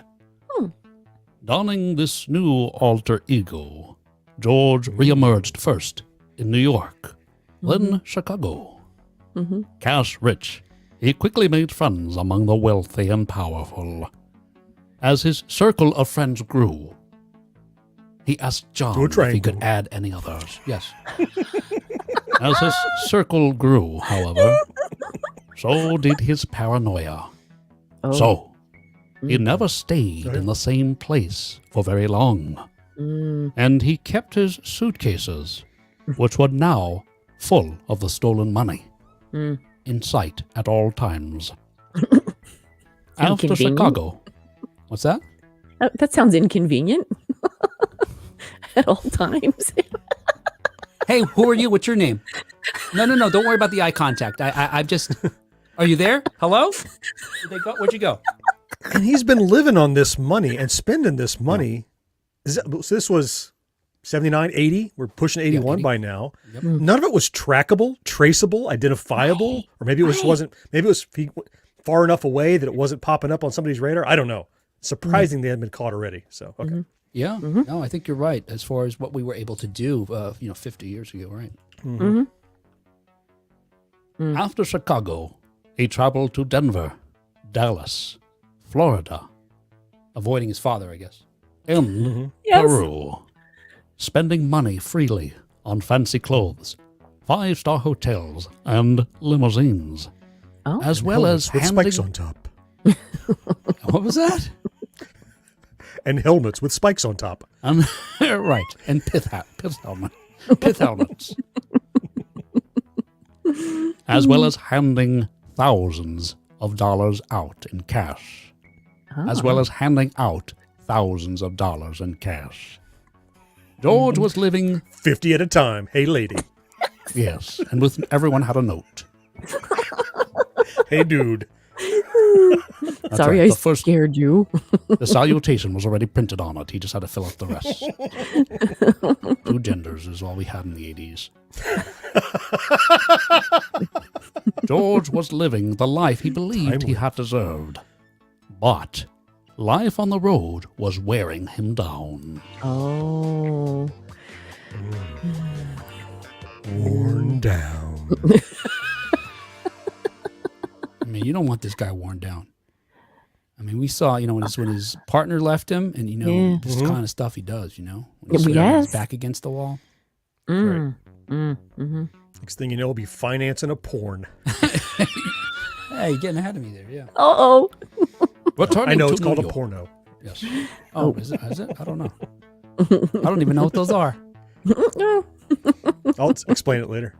Speaking of which, I'm glad I watch a lot of porn, just as a side note, because on our Facebook page, we so often have people try to spam and scam people, like, hey, send me a message. And they always have a picture as their profile of some porn star. And I recognize them right off the bat.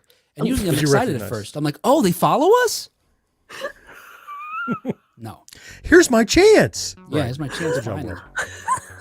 Got the hall pass. It's a long hall pass. It's like John's Christmas list. You check them off as you work your way through? My wife, she hates me for that, but yes. Returning to New York, George settled into an apartment in Greenwich Village.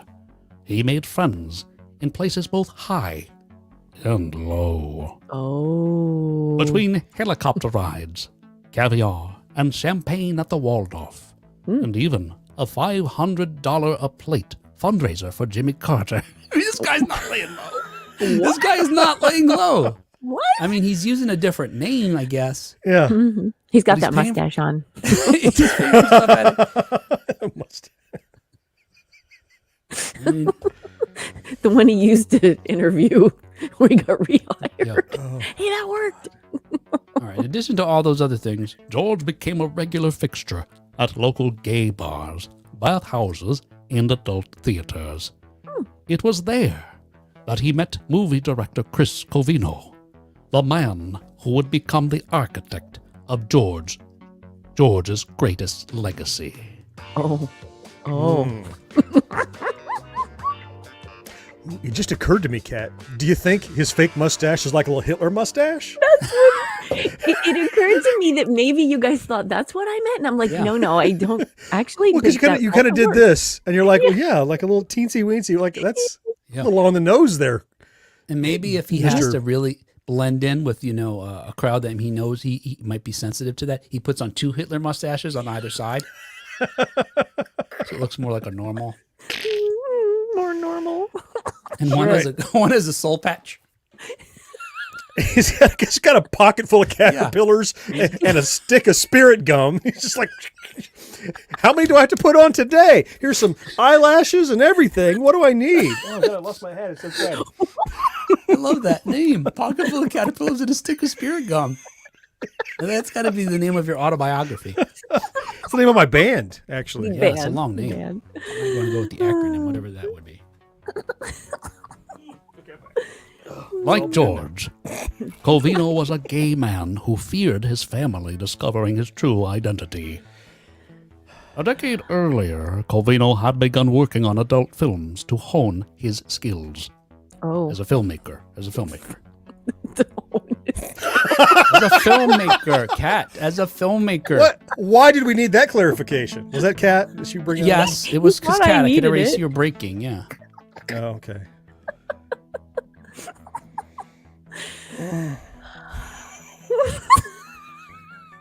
All right. I got a pocket full of caterpillars.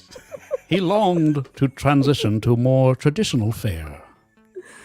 George was immediately struck by the charismatic Covino and suggested they work together. Covino insisted. Cat's not hearing any of Again, this. it's about the movie. Just, Cat. Well, she's everything just she thinks- giggling her way through it. I'll tell you later what happened. Oh, okay. Cat, I'm realizing Cat has the filthiest mind of us all. She must. Because she's thinking so many of these things are innuendo, and I don't even, it's not my first thought. I mean, I'm filthy, but I have a filter. I told you that I skipped a whole Ghostbusters joke from earlier that I'm not even going to say. Right, exactly. Right. And yet, here we are. I appreciate Cat's filterless, I guess. I do too. God love her. Oh, the acronym for your band, John, is, according to Michael, is PIFKSP. PIFKSP. Caterpillars, spirit gum. PIFKSP. Stick of Piff whatever Busk. it is. Piff Busk. All right. This director, Covino, he's making adult films. He longs to use those skills to really work in Hollywood one day. As people do, right? And, I'm sure they do. I mean, they probably. Oh, yes, do. of Yeah, course. yeah, absolutely. Right. Got to start somewhere. Same with the actors too, I'm sure. Anyway, so then George approaches him and says we should work together. Covino insisted that although he made adult films, they were all straight. George asked if $100,000 could change his mind. The films Oh. were. Yes, Covino was a gay man. Mm-hmm. The films were Yes. straight. Got it. Got it. I was confused. Covino initially laughed it off. A budget of that size was unheard of in gay pornography. Oh. Then, George showed him suitcases full of money. Because they were right in front of him. That's right. Will you just put Let it me down show for a what I've been second? looking at this whole time. Hey, look, I can't. Just help me open this. Oh, he looks down, putting it down. Are you still there? I'm opening it. Do you see it? I didn't hear you gasp or anything. Are you there? I can't. Yeah. All right, so suitcases full of money. And thus, Centurions of Rome was born. I'm getting closer. So, Will, Yeah. as a adult film aficionado that you are, Yes. Okay. Thank you. Thank you. those sorts of films don't typically have / require a huge budget. Okay, sure. Yeah. I mean, Well, really, look, you're right. I'm an aficionado, John. And okay, you have more to say. I'll let you finish. I have seen some. I have heard of people who have seen some higher budget pornography Okay. that may or may not have been based around Star Trek. Don't know for sure, but even those probably, if I had seen it, didn't look like Yeah. had much of a budget. Really, Yeah. Right. a lot of plywood and Yeah. you know Now, in the early '80s and the '70s. for the sets. For the sets, Cat. What do you think the plywood was used for? Oh my God, Cat! Don't What? watch. I don't know. Oh, and now she's never watched. I've never. Oh, No. Cat, you are so full of shit. Your eyes are turning brown. We know that you have certainly No. partaken. Yes. She's into the Biggest lie of the plywood in show. it. No. I like splinters. Give me the splinters.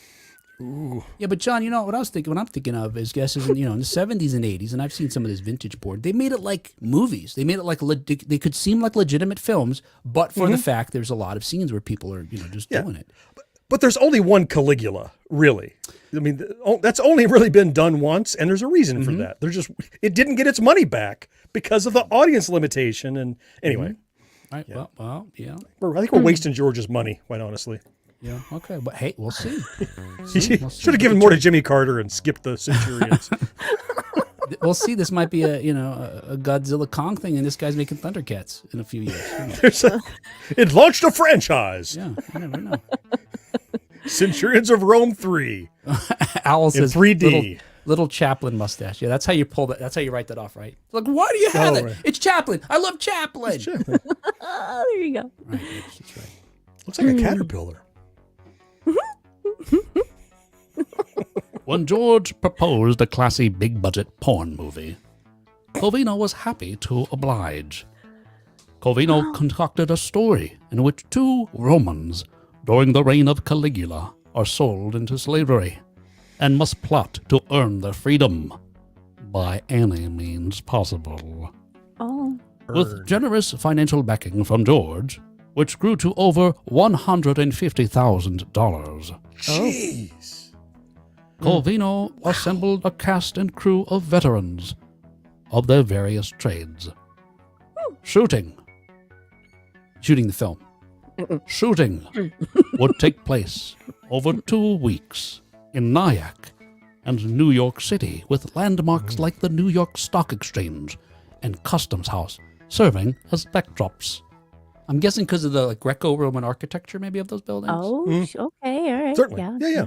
Not because Wall Street was big back in those days. The NASDAQ. With hot. so much cash available and so many professionals involved, production should have been smooth. It wasn't.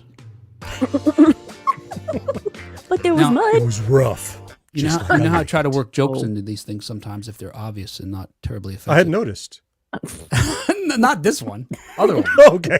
Not this story. This is impossible with this story. I was going to try to work something about production should have been smooth, like smooth as, you know, the name of the star's chest or other areas. But back in the 70s and 80s, no, things weren't smooth at all. Right. Okay. Caterpillar City. That's right. Yeah. No shortage of caterpillars. There's a whole cluster of caterpillars. Not just in pockets, yeah. In fact, you're right. He could have just been like, I need a disguise. Give me that spirit gum stick and a fistful of chest hair. Just stick this on. Where'd you get this hair? No, don't worry. Sig Heil. I wonder who's dropped off since we started talking about all this. Everyone. Off of the live. I've seen the number plummeting. Oh, somebody just dropped right now when you said that. Yeah, I'm not kidding. That's fine. Went from 7 to 6. It's fine. We don't do it for people in the audience anyway. It's just for the 3 of us. It's for us. I'm enjoying it. Every morning, George arrived in a stretch limo. Every evening, he paid Subtle. everyone in cash. Wow. So- Between sunrise and sunset, the production seemed poised for collapse. George roamed the set, making unwelcome suggestions and changes to the script. Would you lift your leg a little higher, please? Script. Chris Covino wrote a script, yeah, he said. Well, yeah, but script. These, I think it'd be better if you did this. It doesn't matter.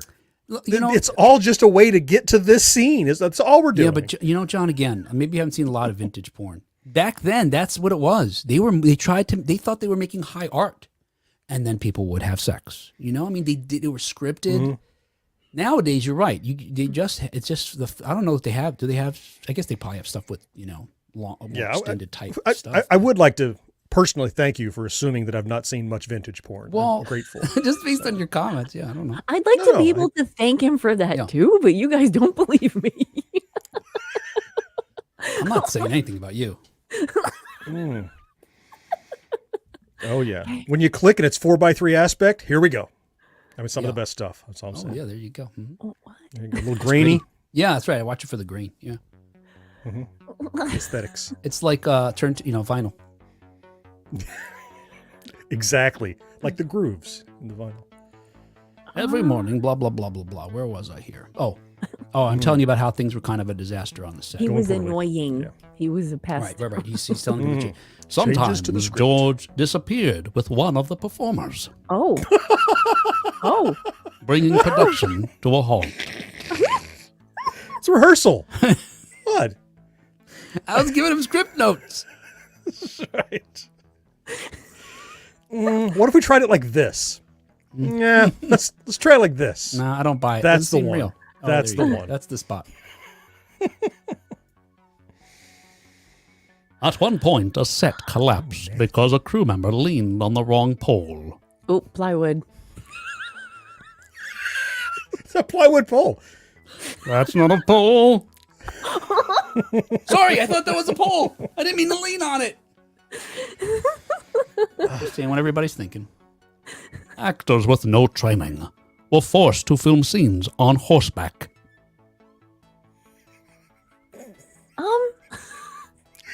Wait, what? There were horses? You mean no horseback riding training, or? Yeah, I'm assuming. Wow. yeah. Okay, gotcha. Wow. Actually, no training in acting. Some of the local accents were so thick that one editor jokingly dubbed the movie The Centurions of Bayonne. Oh, nice. But, Forget about it. Caligula. but no one minded. The craft services George supplied included food, drink, and a ready supply of drugs. There we go. There's where the budget went. Brandon says the worth of a porn movie stands alone on the amount of bass guitar in the quote soundtrack. I want to see this bingo card Marcus is talking about. Who had Will announcing how glad he is that he watches so much porn on their bingo card? You know.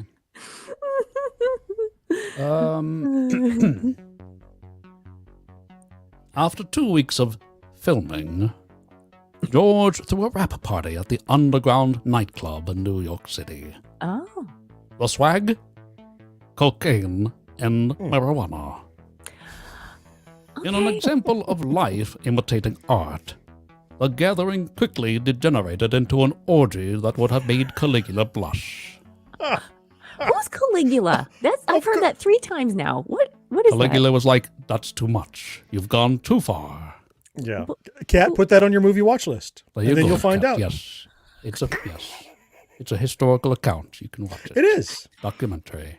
I'm going to phone a friend. When it came Don't time ask for Michael Kramer. He'll give you the wrong answer. Oh, no. Sour grapes, man.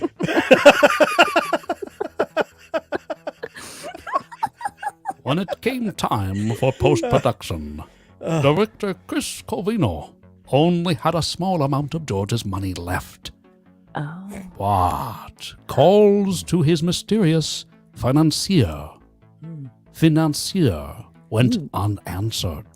Oh. George had disappeared as suddenly as he had in the aftermath of the Brinks heist. Oh. Did you say, or do we know at this point, is he George or is he J.R. Lewis, the pseudonym that he had used? Yeah, I think what happens is he starts off as JR, and as he's getting a little closer with Chris, in particular Chris Covino, he does become George. But Yeah, my nickname is George. Right? Yeah, I think he's just George to them. Yeah. Yeah. The J stands for George with a J. See, that's just something. Yeah. Yeah. Maybe his father's name is Jorge. Actually- Yeah. See, that could work. That could Yes, work. Cuban. So, Okay. yes. Ooh. that I wonder if absolutely- JR was his father's initials and he was paying respect to his father or disrespecting his father by Yeah, using right. that. Ooh. Could go either way. I'll show you. I'll respect you. I'll give my name to people. Chris Covino would never see George Bosque again, Wow. but he still worked hard to complete their film. Oh. A fan of George Lucas, Covino added a Star Wars-style opening sequence. No. No. Which sequence? Yeah. Which sequence? The crawl. Oh. Okay. Yes, Darth Vader came in and killed a bunch of Roman soldiers. And cerveza cristal. And so they said In the mud. Yes. Okay. He also borrowed liberally from John Williams' score and No. Queen's music for Flash Gordon. No. Oh.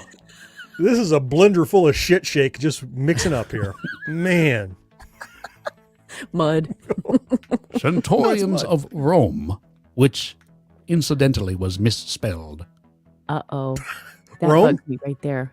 Centurions, they spelled Centurions Okay. with an A. Where would you put an A? Centurions? Centurions? C Centurions? Centurions? instead of an O. Centurions. It was Centurions. centurions. I see. Yeah, centurions. Yeah. Yes. That's Centurions. With Centurions. that whole budget, no one noticed Centurion. it was spelled wrong. No, It was right, the no. Bayonne All influence. right. Well, now I know how it's spelled. I can Centurions. look it up. Let me see. Centurion. Centurions. Get that on the plex. Research. Put Caligula on there too, John. It's already on there. Okay, there you go, Kat. You know where to go. Okay. I'm scared. Centurions of Rome, which incidentally was misspelled, was released to much financial success, What? Really? but mixed reviews. Oh, But George is nowhere around to get anything back on his investment, right? right. Oh, okay. No, All right. So, all right. And while Money's some going right in their critics pockets. praised the quality of the production, comparing it with mainstream films of the day, Oh. some criticized the performances, the adult ones, Oh. which were clearly impacted by all the drugs George had supplied in abundance. So there were performance issues. Oh. So not- oh. To be clear, you're not saying they were poor actors. You're saying they were No. poor, they were Performance. unenthusiastic performers. Yes. I swear, honey, this is the first time this has ever happened. A lot of Roman soldiers saying that. And then Pushing a rope uphill.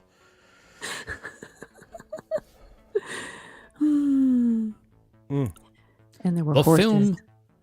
film World Guide may have summed it up best, dubbing it, quote, the strangest gay adult film ever made. Okay. At least you're superlative in some field. I mean, Yeah.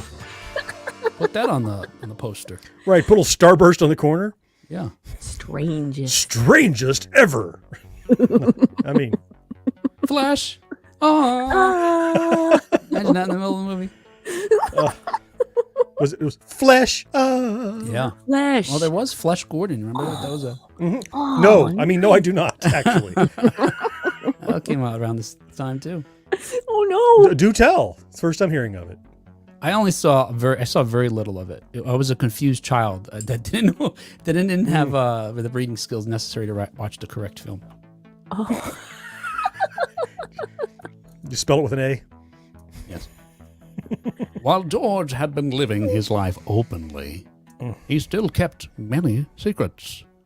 The one that most plagued him was his epilepsy. Oh, His seizures. not his Nazism. No, he No, was not fine that. with that. No, totally cool with that. That did not plague him one little bit. Not at all. Slept like a baby. In fact, that's how he calmed himself during seizures. Mm. He thought of Hitler. Allegedly.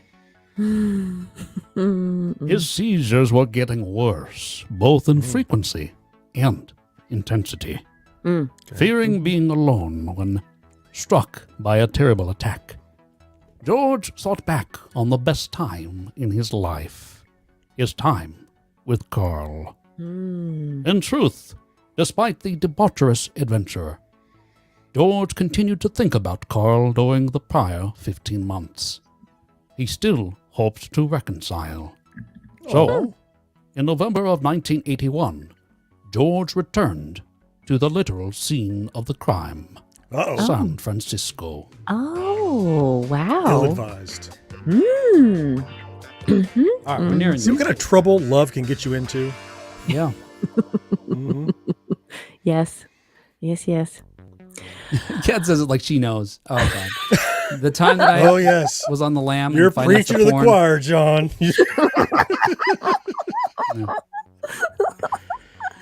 If I had a Hey Lady 50 for every time that happened to me. Oh, what? A Hey Lady 50. That's Hey, something you lady. know, Kat? No, it's what? It's a $50 bill attached to a note that says Hey Oh, Lady. hey, lady. Oh, you go. I was immediately thinking, hey, lady. The Jerry Lewis thing. Okay, gotcha. Yes. It's funnier when I have to explain it. Yes. Well, it was Dear Lady. That's why you threw me off. All right, whatever. In Dear fairness, lady. Karen did not write that one. That was all me. I don't see it in the comments. No. Living out of a cheap hotel in San Francisco, George made daily calls to old friends from a telephone booth at a nearby store.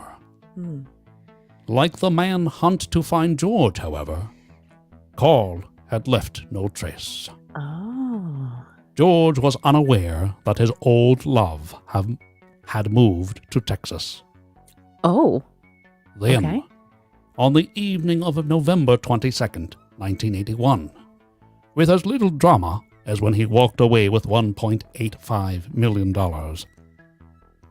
George was approached by the police. Eager for the reward, one of George's old acquaintances had tipped off the authorities. Oh, right. George offered no resistance when apprehended. When asked why he took the money, he said, quote, "I did it because I was losing a lover of 5 years. I was having these epileptic seizures that could have cost me my police department job. And I really wanted this one really big Nazi flag I had seen at the flea market." No. Oh, wait, that last part was wrong. What he really said was, "I wanted to go home to Miami for medical treatment, but I couldn't tell my family because of my gay lifestyle." George was relieved. It was over. I couldn't go home due to my gay lifestyle, so instead, I made a porno. That's right. Yeah, and one of the sad things is, I'm trying to remember just off the top of my head here, so the authorities catch up with his father, or news reporters, and they say, well, first of all, what the cops, one of the things the FBI starts looking for is they learn about Carl, and they can't find George, at the beginning, so they look for Carl, too, because they had learned about that they were together. They finally track Carl down in Dallas, I think it is, and Carl's able to say, "Look, I haven't been with him. I moved here. I have nothing to do with that." But he outed George as a result of that, and so so the next thing reporters did was go to George's father and ask him, "Is it? Do you know anything about this? You know what your son's where he is? Did you know? Is it true your son? Look, this is 1980, right? 81. Yeah. Is it true your son is gay? I mean, that one, I don't think that'd be a question a reporter would ask now, because who cares? Right. Yeah. But his father, this, this gentleman, I imagine him as sort of an old world, guy. He says, no. Now, with regard to, he also has a hard time believing his son did the robberies. He says that probably someone put him up to it. Oh. But he seems more accepting that may be believable versus his son being gay. As a possibility. Right. In fact, he tells the reporters that, no, he's mentioned having plenty of girlfriends. I've heard him talk about it. More likely to steal almost $2 million and be gay. Yeah. Okay. Ladies like Bruce and Steve, William, Mitchell, Douglas, Jerry. Jerry could be a lady, I suppose. So. This is the last bit here. Oh, there's more. George Bosque pled guilty to his crimes. He got a second name. And although the judge he could afford it now. And although the judge was inclined to offer him a relatively light sentence, the authorities believed George still had money hidden away. Oh. After all, how could one burn through almost $2 million in 15 months? After all, what could be in those suitcases in front of his? He's still holding it in front of him. That was the one that was suspicious. Make the defendant put that suitcase down. Tell us where the money is. Put that suitcase down. Tell us where the money is. I ain't talking. Talking. That's how he sounds. So, Miami. So they don't believe him. They think he's got money somewhere. And as a result, even though the judge wants to give him a light sentence, the prosecuting attorney, Robert Mueller, yes, that's Robert Mueller, Oh. asked for the maximum sentence of 20 years. Wow. The judge settled for 15. Additionally, Lloyd's of London sued George for the full amount that he had stolen. And since George persisted that all the money was gone, the only option for the insured would be to attempt to take ownership of the Centurions of Rome. Oh, damn. Lloyd's declined to pursue this option. But why? It didn't It made money, yeah, I know. And while he couldn't have anticipated precisely how, I'm just imagining the box cover, Centurions of Rome, property of Lloyd's of London. Right underneath it. Their shareholders would be, I don't know if it's a public company or not, the board of trustees or whatever. Oh. Yes, okay. And while he couldn't have anticipated precisely how, George did somewhat satisfy his dream of a life in law and order. It was just on the receiving end of it. Oh. So, look, he gets sentenced to 15 years, but after just about 5 years, he gets paroled in 1986, and he returns to San Francisco. Oh. He's never able to reconcile with Carl, though, which is That was my next heartbreaking question. to him. Yeah. And by 1991, he dies of a drug overdose. Oh, wow. In 91. Before he passed, though, he was asked. He was continued to be asked, "Where's all the money?" He said he spent half of it gambling. Quote, I'm sorry. He says he spent, quote, half of it gambling, drinking, and making a porn film. End quote. Only half. But he also admitted that he was, for all the ups and downs of his life, he admitted that during that 15 months, he did find himself happy at times. And he summed up his time on the run by saying, quote, "My biggest enjoyment with the money came about when I shared it with other people. I've met some very wonderful people and done some nice things, and I will never regret it or be embarrassed about." Like the $50, dear lady. I was so proud of that 50. I felt so. Shit, I just realized I skipped a paragraph. It's the right thing to do. Oh, yay. Another paragraph. Oh, Was it a shit. good one? Where did it go? Oh, where is it? Bring it. Maybe there's a bot. Oh, here it is. Here it is. All right, I'm going to have to add good. this in. Okay. People in the live, I'm going to add this in. Okay. So this is right after he steals the money, Mm-hmm. and he leaves the $50 for the woman, and they're Oh. looking We'll for get him, there. okay? Oh, wow. Yeah, that's, ooh. So the paragraph before is it was as if George had ceased to exist, and in a sense he had. Yeah. Yeah. Although George had vanished, the stolen funds appeared here and there. Hmm? An envelope filled with $10,000 in $50 bills arrived at the San Francisco Society for the Prevention of Cruelty to Animals. Oh. A note Wow. to the director who had dismissed George under mysterious circumstances Oh. 3 years earlier was included. That was the mystery. It directed that, quote, "the humble amount," end quote, "should be used for the benefit of the animals," and was signed Mr. Anonymous. Additionally, Dressed a hey lady. It's just everybody. Additionally, $20,000 was received by George's former partner on the special police force for, quote, "money I owe you," end quote. Oh, wow. All Okay. of the money was turned over to the authorities. Oh, interesting. So yeah, he was giving it out. He was spreading it around. Mm-hmm. But he He felt did have a good bone in his body. Oh, John. You know what's funny, John? It's like I said, he was spreading it around, and that's whatever. Are you saying that you're more subtle? Is that what you're saying? I'm seeing what I can get away with. I see. Oh, man. All right, hey, I don't know. That's a good story. I like That it. was amazing.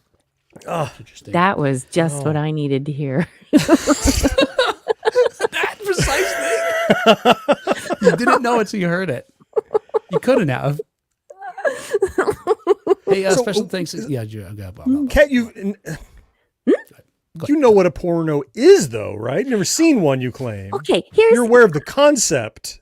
I'm aware of what happens. I know. Yeah. I understand what porn is or porno. And yes, I can't tell you how or where. It's like clips have appeared, maybe in random situations on a show. It's like, well, I don't know. I can't even tell you. It's like, like there's maybe like 3 or 4 second clips that are burned in my brain that I'm like, oh no.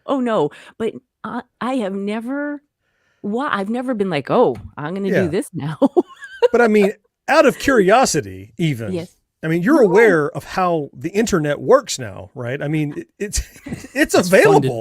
It's funded by porn. If you would, I mean, even if it's just for scientific curiosity, you're like, let's see what this is about. I mean. But scientific You could do it that curiosity, way? Oh. I don't want to know. I don't want to see it. So that's what my husband was talking about. See, Yes. you'd have a base, you should have a frame of reference Mhm. for all these requests you're getting. Right. Now I'm tossing jokes out. I'm ready for this show to be over. I got my Yes, card okay. ready. Hey, yeah. Probably good timing. Yep. Speaking of that, yeah, that was our show. And our show is brought to you thanks in part to our early adopters like Rick Parker and Karen Thank Flieger. you, Karen. My writer. Do, Karen do, Flieger. And thank you especially to our Secret of Our Success level Patreon supporters, Marcus Taylor, Tony Great, Nick Guillory, Go Nick. Anna, Matt Marino, John Henderson, and Brandon Greer. There you go. Thank you, Brandon. Yay. Awesome. Yes. Thank you so very much, guys. We're very appreciative that you put up with our nonsense, including and support it. Maybe you don't want to be Yes. associated with this particular episode. I don't know. Please hang in there. Why- Hang in there. There's why plenty of other wouldn't you? content. Yes. No. In fact, I trust that our generous patrons that we have right now, they get us. They know they get us. They know how we are.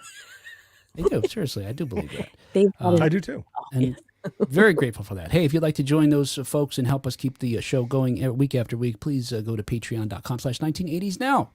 And if you can't do that, hey, go to Facebook, follow us there, YouTube there, TikTok there, every place there, your mama's house, whatever. We're all those places. All right. Hey, yes. All right. We won't be at your mother's house. All right. Hey, we will talk to you. I'm trying to get us out of here before any more bad things happen. Hey, we will talk to you next time on 1980s Now. Maybe next time. Uh-oh. Cat's quitting the show. Pocket full of caterpillars. Oh, Oh. See, who would have ever guessed John would be the person to get Cat to quit? Nobody would have thought that. he's not. No, it's you, Will. It's you. Owl's wondering if we could hear your joke now, John. I don't think it's appropriate. Okay. All right. All right. Oh. Really? You don't think it's Well, I mean, appropriate? we're recording this. So Yeah. This is live. Yeah, that's right. I don't have time to edit this. So. I don't want to be canceled. Got to wait for the Patreon exclusive. See, and now you know what? Nothing could ever live up to what you've imagined it might be at this point. It would just fall So flat. nobody will ever know. It's too Oh. hyped up. Oh, you guys will no. know after we turn off the. Yeah, we're Clearly, not live anymore. You'll know. uneducated. Anything that you say is going to live up to my imagination. Oh, what a good time. Yeah. I guess based on your base, Cat, it should be easy to shock you then in that sense, right? I mean, John and I might be more desensitized based on our consumption of media, Yes, etc., and so on. truth. Okay. All right. Hey, that's about it, right? Think so. I think we're done. Well, Karen stuck with us as I still see her there. Yes, That's right. Karen's Karen. here. And Michael stuck it A out. bunch of people to drop off though. Mm-hmm. Owl. Yeah. See, they were all just waiting for the joke at the end, and now they're leaving in droves because they're like, "Oh, all right, I'm no not gonna pay." call. I'm not gonna call anybody out, but Owl gave up I though. He's see- like, good night, everyone. I'm out. I'm not Brandon gonna gave call up. anybody Yeah. out. But I see people that were in the first half that were definitely not in the second half. Oh, thank Hey, you, Nick. They know who they are. Yes. Look, it's it's a chance you take as an artist. All right. Hey, everybody, have a good night. Good Good night. night, everyone. Thank you. See ya. Thank you.